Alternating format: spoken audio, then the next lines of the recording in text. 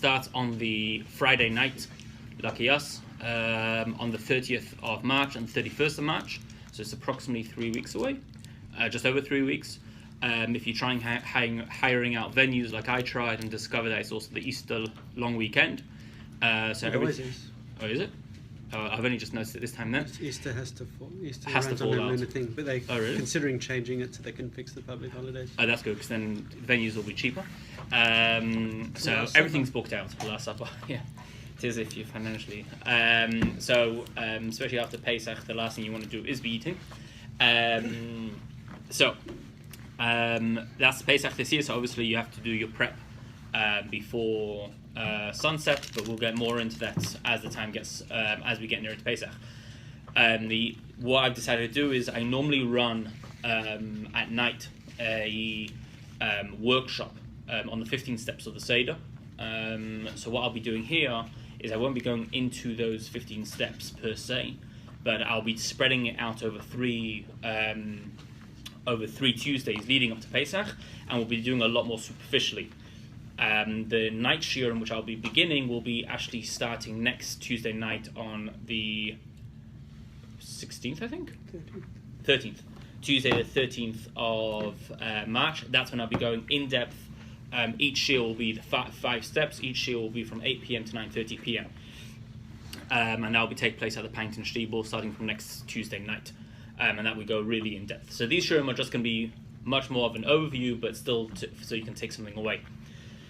So obviously there's the classic joke told about Pesach that Ivan and Moshe are trudging through the Black Forest and through the desert plains of Russia, or the snow plains of Russia, and they come to one of the local towns, and Moshe turns around to Yankel, and they're paupers, beggars, and Moshe turns around to Yankel, turns around to Ivan and says, Ivan, tonight is Pesach. Ivan's like, okay, great, what does that mean? He's like, it means we're going to have a feast. Oh, cool. Just can't say no to having some food in our empty stomachs. So they go to the local synagogue, and afterwards each one of them is pulled back, taken home by one of the local inhabitants to the Pesach Seder. And Moshe says to Ivan, but I'll see you later tonight at the local hostel. Enjoy yourself, have a good time, eat as much as you can. And so later that night, Moshe gets back to the local hostel, and he sees Ivan there, and Ivan is furious. Moshe says to Ivan, well, what happened? Why are you so upset? And Ivan says, what type of people are you? You torture torture your own nation. You torture the paupers. The first thing I eat or drink after not having eaten for months is strong red wine. Then after that, I'm given bitter herbs. Then I'm given dry crackers. Then I'm given more strong red wine. I'm drunk. I'm hungry. My throat is burning. I got fed up and I walked out. And Moshe says, you idiot. Had you stayed another few minutes, you would have had the feast. We didn't obviously call him an idiot, but had you stayed a bit longer, you would have had the feast. So one of the, unfortunately, throughout the years, one of the downsides of Pesach is we tend to focus a lot on the negativity. It's very costly. We spend hours and hours cleaning up. Matzah doesn't taste so great. Maror doesn't taste so great. And we often forget to wait just that bit longer to reach the essence of what the Seder is about, or the beauty and the meaning and the inspiration of the Seder.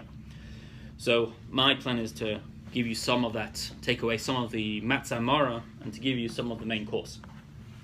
So there's a group of people who don't have anything to eat on Pesach. It's called the Ashkenazim, and specifically we struggle because of chometz, or the lack thereof of chometz. Sephardim get to have the rice. We don't.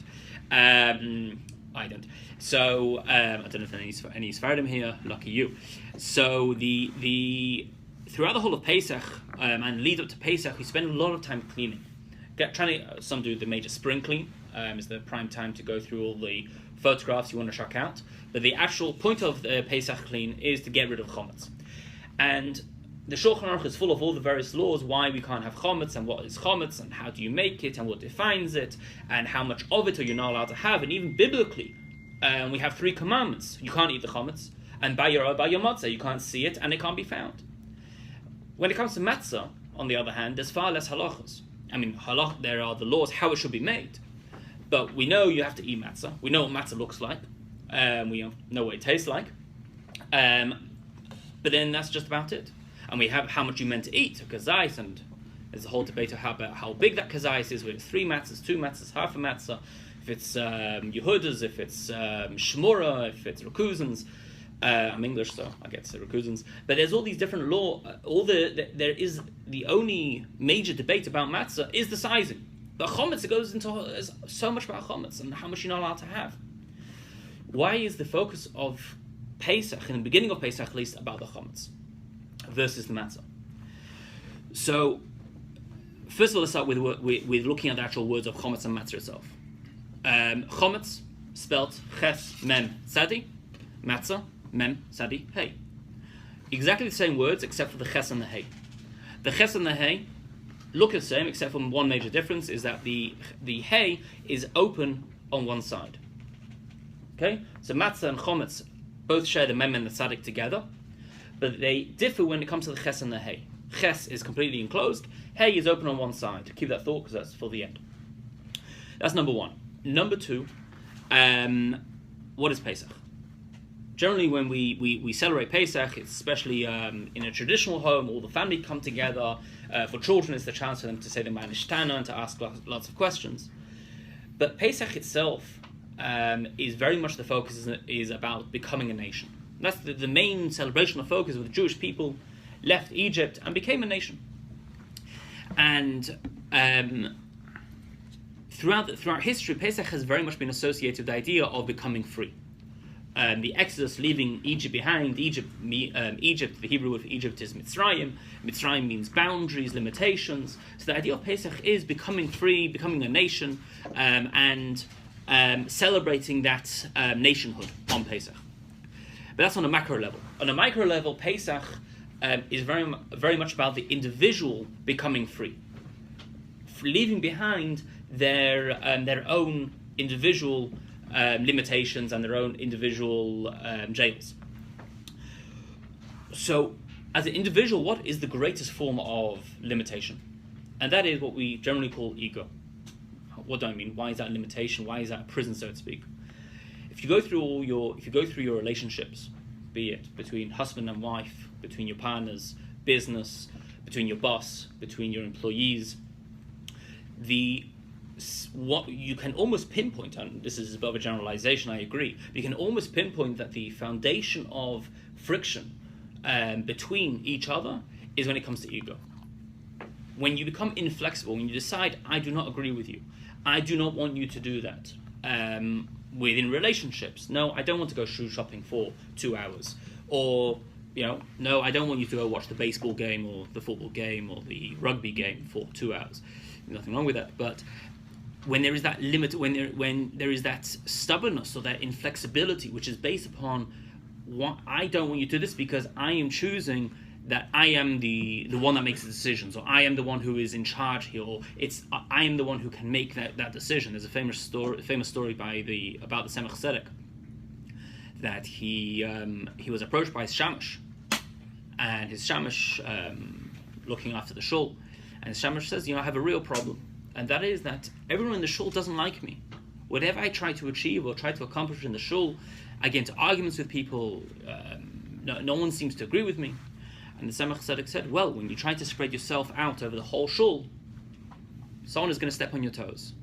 When you try to impress yourself upon other people, whether it's appropriate or not, or whether it's in your place or not, what's going to happen is there's going to be friction. So when it comes to these relationships, and when it comes to whichever sphere you find yourself in, the first question you need to ask yourself is this the best way to achieve the goal? I might achieve a goal, but is this the best way to achieve the goal that I am trying to achieve? Can it be done in a way where I can remove my own personal agenda, my own personal self, my own personal ego from the equation, and still come out with a successful outcome? And when we do that, and sometimes, yes, you are going to have to enforce your ego. Sometimes you will have to stand your place and try to achieve something through ego. And we're not saying that ego is wrong. We're not saying that pride is wrong. We're saying that sometimes it can be in the wrong place at the wrong time. And the difference between chometz and matzah is chametz is especially on Pesach, is that it is in the wrong place at the wrong time, and matzah is in the right place at the right time, teaching us that ego sometimes has to take a step back. Sometimes you have to look at the environment and think, what do I need to have a chametz mentality? Do I need to have a level where I take a step back, a matzah mentality where I lower myself, where I'm a bit more flat, where I can remove my ego, chametz being risen full of hot air, matzah being completely flat, and the idea is that it doesn't have the hot air, it's not risen. So do I take a step back? Do I say, yes, I will concede, yes, I will give in, which is the matzah mentality, or do I say chametz? No, this is what I have to achieve. This is what I need. This is the place I need to stand in my to a degree. Be stubborn in this environment. Will I achieve what I'm trying to achieve? And when you take each